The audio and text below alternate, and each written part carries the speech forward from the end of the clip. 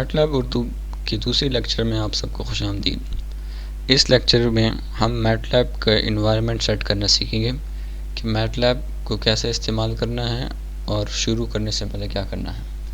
सबसे पहले तो हम मैटलैब के जो ये विंडो है जो इसका हम लेआउट सेट करेंगे। ये जो अभी लेआउट आपको नज़र आ रहा है ये डिफ़ॉल्ट है, मुझे ये पसंद नहीं है। इसको हम 3 कॉलम में कर देंगे। इस मैटलैब के इस लेआउट को 3 कॉलम लेआउट कहा जाता है। इस लेआउट में आप देख सकते हैं कि हमारे पास 3 कॉलम्स बने हुए हैं।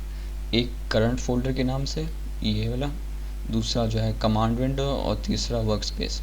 कमांड विंडो जो है वो हमारी जो है वो मेन विंडो है जिसमें हम अपने सारे इंस्ट्रक्शंस टाइप करेंगे। कंप्यूटर साइंस की ज़ुबान में प्रोग्रामिंग की जो कोड्स या लाइंस होते हैं उसको इंस्ट्रक्शंस कहा जाता है, लेकिन मैटलैब में इन्हीं इंस्ट्रक्शंस को फंक्शंस कहा जाता है। ये थोड़ा सा डिफरेंस है इसमें। इसी तरह जो ये वर्क स्पेस हमें नज़र आ रहा है इसमें हम जितने भी वेरिएबल्स इधर हम डिफ़ाइन करेंगे वो इधर स्टोर होते जाएंगे। ये देखिए हमने x को 45 डिफ़ाइन किया, वो इधर आ गया। इस तरह जो भी हम वेरिएबल डिफ़ाइन करें वो इधर आता जाएगा। आपने नोट किया होगा कि मैंने जब x = 45 लिखा तो x की वैल्यू 45 जो है वो हमारे कमांड विंडो में ही प्रिंट हो गई, लेकिन इसमें आप देख सकते हैं कि काफ़ी ज़्यादा गैप है। तो ये फॉर्मेट मुझे पसंद नहीं, हम इसको सेट कर देते हैं फॉर्मेट कॉम्पैक्ट, जिससे ये लाइंस ख़त्म हो जाएंगी। फॉर्मेट कॉम्पैक्ट क्या है इसके बारे में हम आगे जानेंगे, लेकिन अभी ये हम देख लें कि कैसे काम कर रहा है। तो देखिए अभी जो पहले जो लाइंस थी वो इधर से निकल गई। अब ये वर्कस्पेस क्या है, वर्कस्पेस में वेरिएबल्स जितने भी होंगे वो इसमें सेव होते जाएंगे। अब हम एक दूसरा वेरिएबल डिफाइन कर देते हैं y = 67।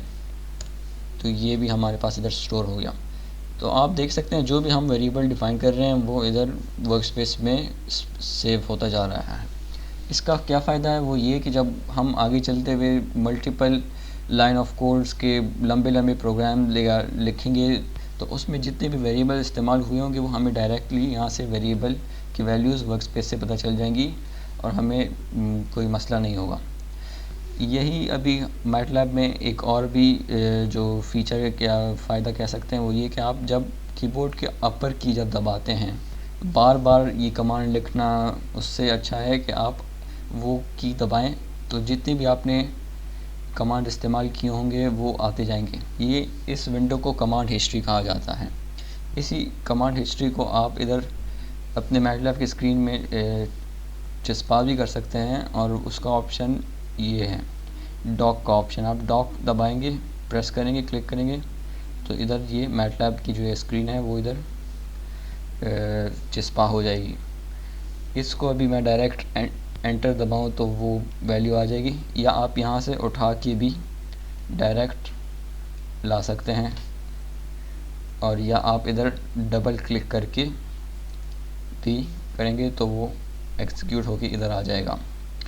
अब आप देख सकते हैं कि हमारे पास ये कमांड विंडो काफ़ी बड़ी हो गई है और अगर काफ़ी ज़्यादा लाइन ऑफ कोड आ गया है तो हम अगर चाहें इसको क्लियर करने के लिए तो इसका कमांड है CLC।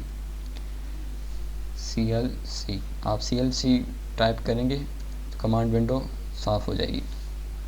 अगर आप चाहते हैं कि आपके जितने भी वेरिएबल्स इधर स्टोर हुए हैं उनको भी क्लियर कर दें और बिल्कुल नए कर दें तो उसकी कमांड है क्लियर। आप एंटर करेंगे, सारे जो वेरिएबल्स हैं वो सारे चले गए।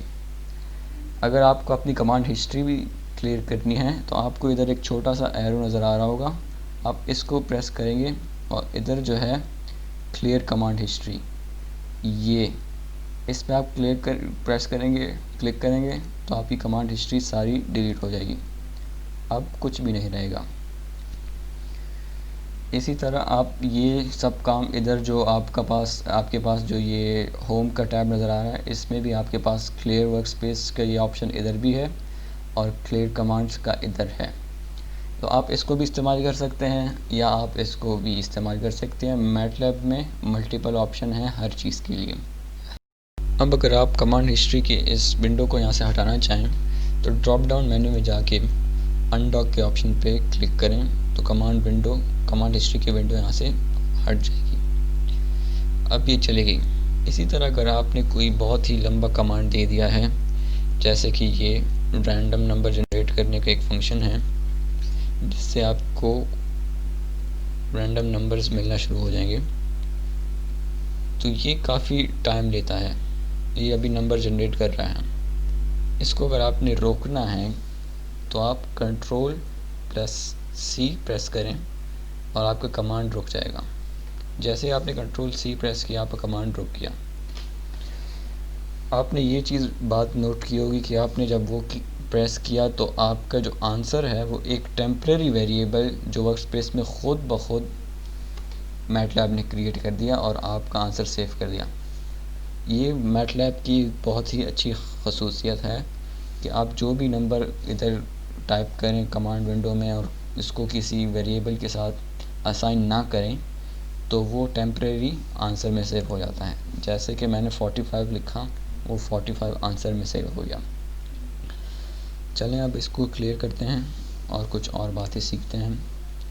अब अगर आप चाहते हैं कि आपका जो डेटा है वो किसी स्पेसिफिक फ़ोल्डर में सेव हो तो वो कैसे आप करेंगे, उसके लिए आप करंट फोल्डर में जाके राइट क्लिक प्रेस करें और न्यू फोल्डर के ऑप्शन पे क्लिक करें तो आपका नया फोल्डर बन जाएगा।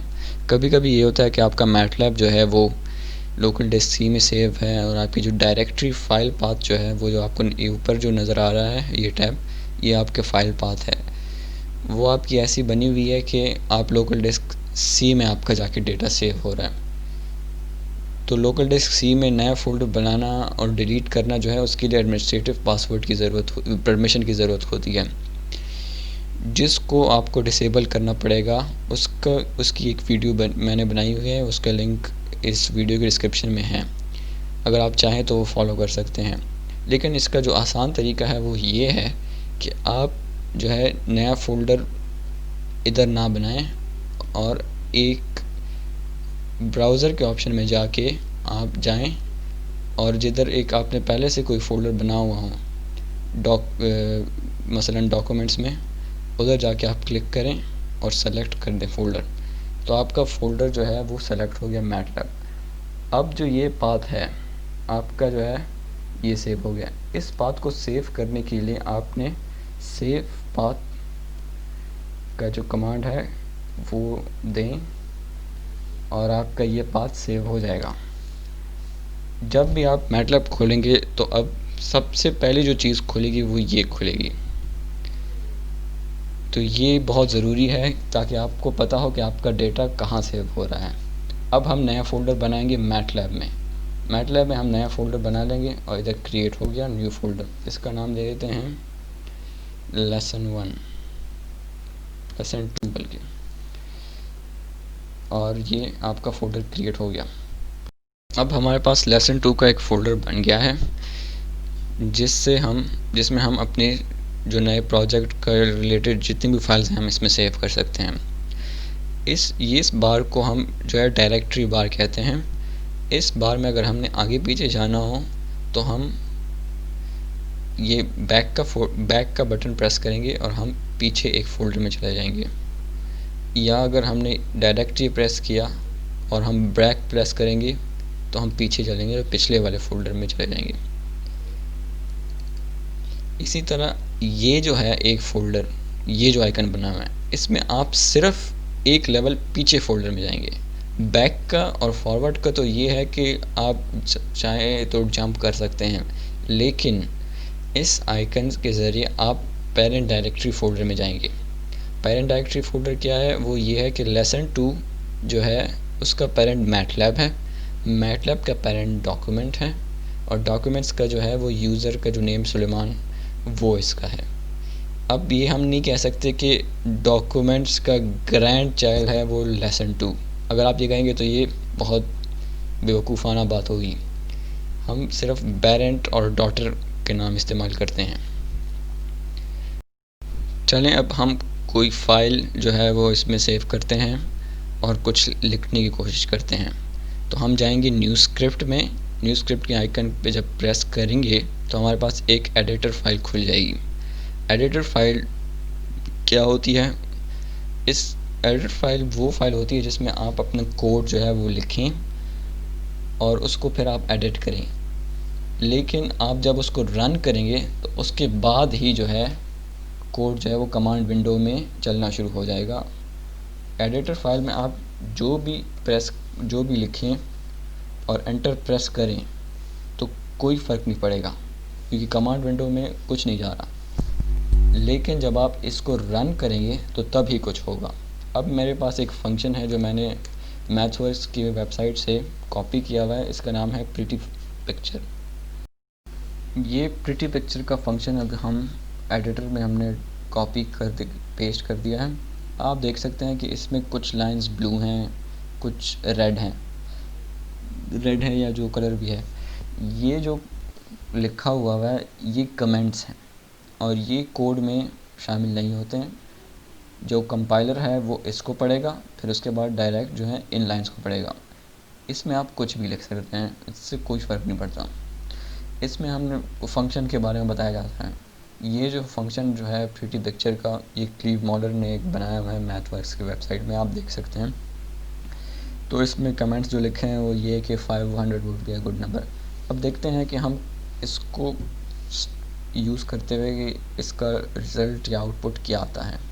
कमांड विंडो में हम इसका जो फंक्शन का जो नाम है वो लिखेंगे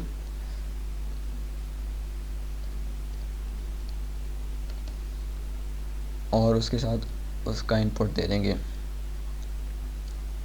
500 ही दे देते हैं, 500 बताया हुआ है इसका। और जैसे ही हम एंटर दबाएंगे तो हमारे पास ये एक तस्वीर आ जाएगी। ये एक प्लॉट है जिसके आप अंदर चेंजेस कर सकते हैं। आप नंबर जो है चेंज करेंगे तो उसके साथ दूसरे डिफरेंट आंसर्स आते रहेंगे। चलो लेट्स सी व्हाट हैपेंस। ये हमने प्रेस किया और 100 कर दिया तो क्या हुआ? तो ये देखें आप, पिक्चर बदल गई। तो ये मैटलैब में आप ऐसे काफ़ी काम कर सकते हैं। तो इसमें हमने क्या सीखा? फंक्शन के बारे में और फंक्शन को कैसे कॉल किया जाता है और उसके अंदर इनपुट कैसे दिया जाता है, और फंक्शन के अंदर प्लॉटिंग कैसे हो रही है। ये प्लॉट का जो है एक फंक्शन है, ये एक अलहदा फंक्शन है जिसके अंदर इनपुट्स दिए हुए हैं और वो जो है फिर प्लॉट होके फिगर उसकी हमें नज़र आ रहा है। इन सब के बारे में हम आगे जाते हुए पढ़ेंगे। इसी तरह आप मैटलैब के अंदर एक पिक्चर अगर आपने चाहते हैं कि डिस्प्ले करें तो उसका भी एक बहुत ही आसान तरीका है और एक जो है वो प्रॉपर तरीका है। प्रॉपर तरीका ये होगा कि आप जाके ब्राउज़ के फ़ोल्डर में जाएं और वहाँ से जो है पिक्चर चूज़ करें और सेलेक्ट करें। लेकिन जो मुझे पसंद है वो आसान तरीका वो ये है कि आप डायरेक्ट जाके वो पिक्चर उठाएं और ड्रैग एंड ड्रॉप आप इधर मूव करेंगे और पिक्चर इधर आ गई। अगर आप इसको अभी आप शो करना चाहें तो आप IM शो का जो कमांड है वो यूज़ करें और पिक्चर का नेम डाल दें।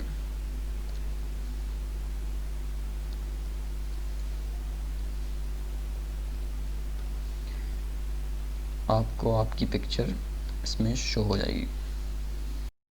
ये तो था कि मैटलैब के आपने कैसे फ़ाइल अंडर डाली और कैसे आपने प्लॉटिंग फिगर कैसे देखे और न्यू फाइल्स कैसे ऐड करते हैं। अगली चंद वीडियोस में हम मैटलैब को एज ए कैलकुलेटर यूज़ करना सीखेंगे। So stay tuned.